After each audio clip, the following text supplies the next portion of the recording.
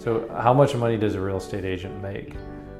So real estate agents work on 100% commission typically, and the commission is anywhere between 5 to 7%, depending on price point, depending on where your local market is, and just kind of depending on a variety of factors.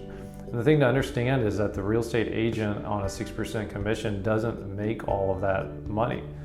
So what you actually have is you typically will have 4 parties that have to get together that all take a piece of the pie out of that 6% commission.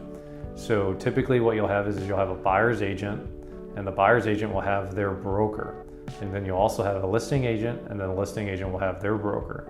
So that's what makes the 4 parties. So out of a 6% commission, it can be anywhere between 2.7 and a 3.3 split out of the 6. So let's just say that it's a 50-50 split between the buyer's agent and the listing agent, so 3%.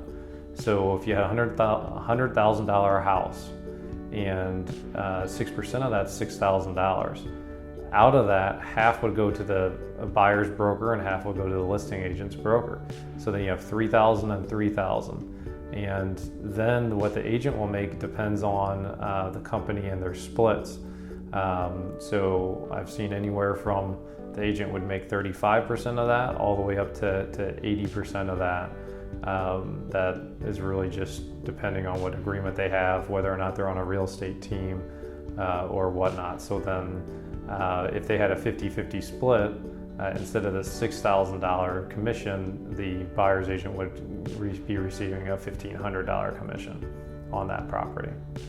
Okay, so right now, real estate agents between 3 to 5 years are averaging between 10 and 13 deals.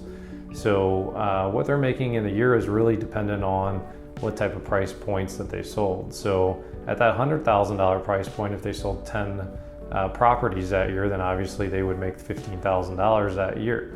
But it can completely vary. If they're averaging $300,000 a year, then obviously that's $45,000 that they would make that year.